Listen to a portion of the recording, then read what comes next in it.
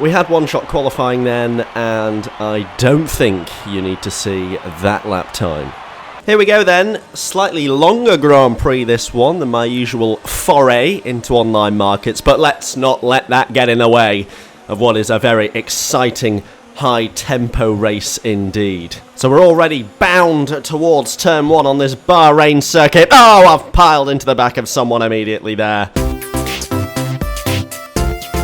That was not pleasant in the slightest. 2-second penalty is the bare minimum. There's cars all over the place, literally cars everywhere through the first few corners there, and I, remarkably, have managed to negotiate myself up to P3, but it's not going to last very long here because this guy's going to fly down my inside. So it's P4, which apart from that barging manoeuvre from myself there, which was flaunting the rulebook to say the very least, I'm doing extremely well. P4 is well above expectation, let's be honest. I mean, because everyone tuning into this was expecting 19th at the very best, and even that exceeded expectation. Oh, I've hit someone again.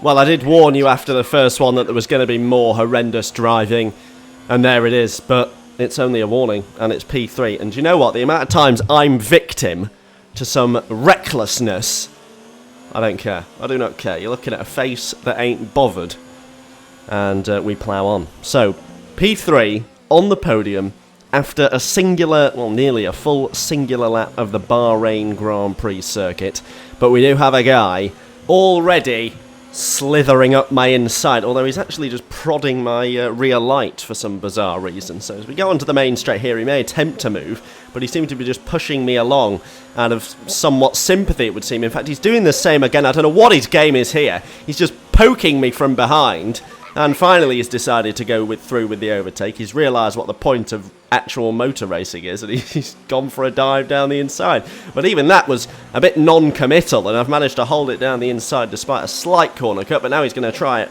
again round the outside, and someone else is getting involved as well, which was not part of the script at all. There could be a bit of a collection there, but no, they've managed to avoid each other, and it's down to P5 for me. That car, by the way, on the right is actually horrendous. In fact, I think I'm going to be sick.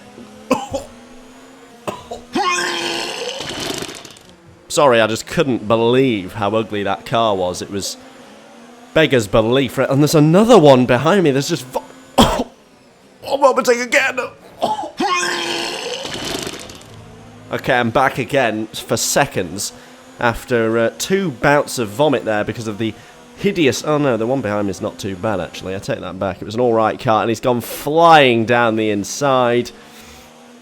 Down to P6. I've lost 3 positions in one lap, and I've gone from high point scorer to almost low point scorer, really. I mean, it's very disappointing. What is it now? Coming towards the end of lap 2 of 5. So there's still plenty of time to go, although I've not had my race Lee punt off, which, as we all know, will befallen me at some point. But another rather pressing matter is that I seem to have dropped to P7 without actually losing an on-track position. So I'm falling victim to aliens as I just drive around on my own here, which is absolutely brilliant news. I mean, that really is just what you're wanting when you're having a half-decent race for the first time in about at least 3 or 4 decades, I would say. Oh no, we're back up to P6 now, so that's alright.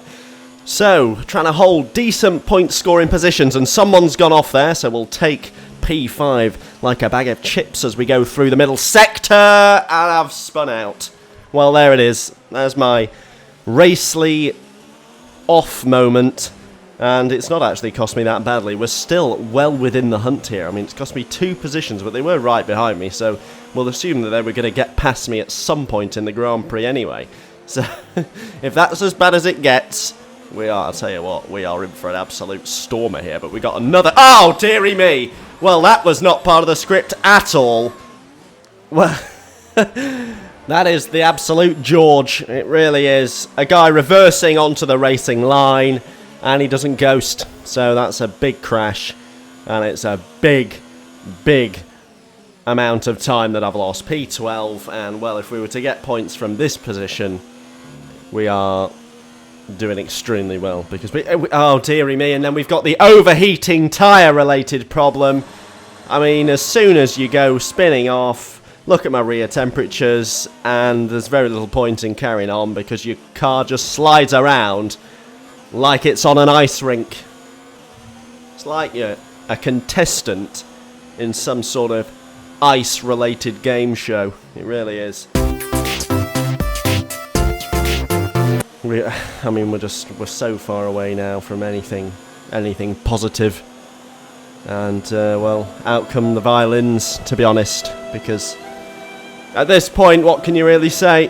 What can you really? I'll tell you what, 3 abreast is what you can say. Into the first corner there, this is juicy. We may not be fighting for points anymore, but we're fighting for pride.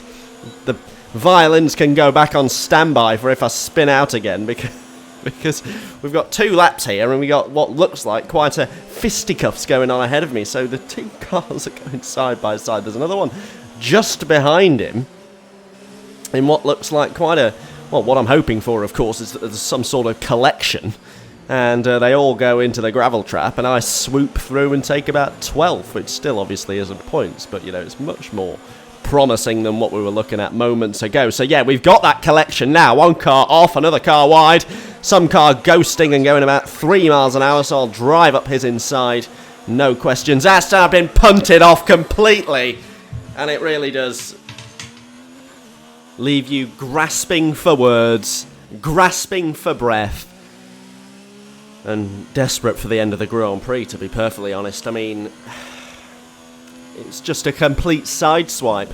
You do just run out of superlatives to describe the bad luck that I face in Grand Prix. P15 now, I don't know where that's come from. I mean, thankfully I did do a complete 360, so the time loss wasn't actually as horrendous as it could have been, but I must have spun out about 4 times in 5 laps. You're not going to get anywhere in a Grand Prix with that kind of hit rate. You're just not. It's just not going to happen. It's just not going to go your way. If in a 5-lap race you're going off circuit 4 or 5 times, I just have to get that down if I'm going to get anywhere. I have to. Where are we now? 14th. I seem to have gained a few positions without actually overtaking anyone, but never mind. We'll plough on into the lap. Wow, that was quite an impressive firework display as we go towards the final few sectors. Another car rejoins. He's had a similarly dismal Grand Prix by the looks. I think, well, it must have been bad if it's only about 10 car lengths ahead of me. It must have been awful. In fact, it must have been absolutely horrendous. This car doesn't seem to have a controller, so we'll drift past him.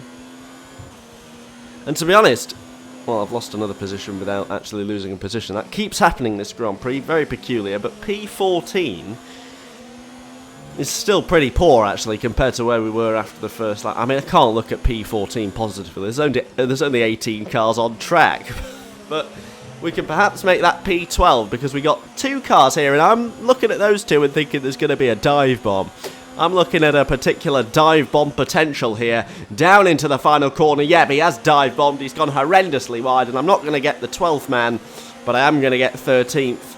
Although penalties may demote me, so we'll see where I end up. Oh no, they have penalties as well. So it's P12. I did take the 12 man as well, so